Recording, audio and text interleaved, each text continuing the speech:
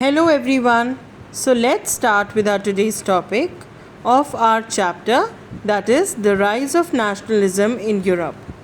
So today in the video we'll be talking about the unification of Italy. As all of you know that in the previous video we talked about the unification of Germany. So, like Germany, Italy too had a long history of political fragmentation. And Italians, if we talk about, they were scattered over several dynastic states, as well as they had multinational Habsburg Empire. Now, if we talk about in the middle of the 19th century, Italy was divided into 7 states, out of which if we talk about only one, that is Sardinia Pediment, that was the only one state that was being ruled by a Italian princely house. Now, if we talk about the northern region, so the northern region was under Austrian Habsburgs and the center was ruled by the Pope. And if we talk about the southern region, so the southern regions were under the domination of the Bourbon kings of Spain. Now, even the Italian language, it had not acquired one common form. Still, it had many regional and local variations. So, Italian language itself, if we talk about, it was not having one common form. It was having various regional and local variations. Now, during the 1830s, what happened was Mazzini actually sought to put together a coherent program for a unitary Italian republic. So there were various ideas of Italian unification which were first given by Mazzini, and through his secret society that was called as Young Italy, to which he belonged. Now he had also formed a secret society, as I told you, that was called as Young Italy, and that secret society, the aim of the society was the dissemination of his goals. Now, the failure of revolutionary uprisings that were both in 1831 and 1848, these uprisings failed, and this meant that the mantle now fell on Sardinia Pediment under its ruler, that was King Victor Emmanuel II.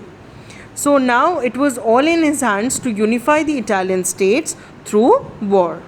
Now, in the eyes of the ruling elites, if we talk about of that particular region, there was a unified Italy. That unified Italy offered them the possibility of economic development as well as political domination. Here, a very important role was being played by Chief Minister Cavour, who had actually led the movement to unify the regions of Italy, and he can neither be called a revolutionary nor a democrat. Now, like many other wealthy and educated members of the Italian elite class, he spoke French much better than he did Italian. So he was very much fluent in speaking French rather than Italian. Now, through a tactful diplomatic alliance with the France engineered by Cavour, Sardinia Pediment, that was the one state that was being ruled by the Italian princely house, Sardinia Pediment succeeded in defeating the Austrian forces in 1859. Now, apart from the regular troops, if we talk about, there was a large number of armed volunteers that were there, who under the leadership of Garibaldi, they joined the fray, and in 1860 they marched into South Italy and the kingdom of the two Sicilies, and they succeeded in winning the support of the local peasants in order to drive out the Spanish rulers. Now, they were successful as they got the support of the local peasantry, and they got the support of the local peasantry as both of them wanted to drive out the Spanish rulers out of the area. Now, very importantly, in 1861, Victor Emmanuel II was proclaimed the King of United Italy, and much of the Italian population, among whom we talk about the rates of illiteracy, was very high, and they remained blissfully unaware of the liberal nationalist ideology. Because of the high rates of illiteracy, they were unaware of the liberal ideology, or we can say the liberal nationalist ideology. Now, the peasantry, on the other hand, the peasant masses had supported Garibaldi, as you all know, in the southern Italy, and they had never heard of Italia, and they believed that La Italia was Victor Emmanuel's wife. Now, there is the very important role of the three people in the unification of Italy, and out of them, the first person is Giuseppe Mazzini. Mazzini was the head of the Republican Party, and he was also known as the prophet of the Italian unification. He was given the status of God, and he was also the founder of the secret society that was named as Young Italy, that we have talked about in the video in the starting. And his aim was the aim of the secret society was a dissemination of his aims, and he wanted the unification of Italy through education. He gave a lot of importance to education, that people should be educated, and people should be aware of their rights, and hence he wanted an educated Italy.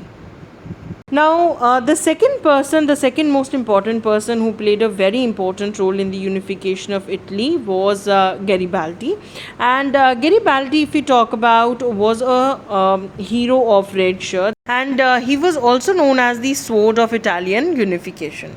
So he first invaded Sicily, and then he actually urged all the people to join, especially the peasantry, to join the Piedmont Sardinia under the leadership of Victor Emmanuel II. Now, after that, he handed over all the conquered lands to Victor Emmanuel, and he won the support of Italian peasantry in this way. So he was very popular among the peasantry. Now, lastly, if we talk about the third very important person, was Cavour, who was the chief minister of Sardinia Piedmont.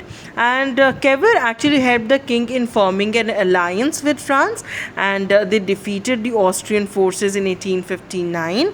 He was a very important Italian statesman, and he was also a leading figure in the movement towards Italian unification.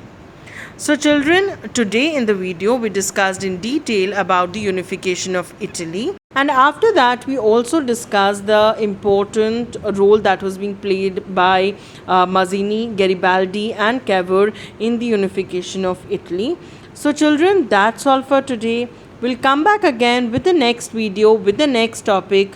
Till then, thank you so much.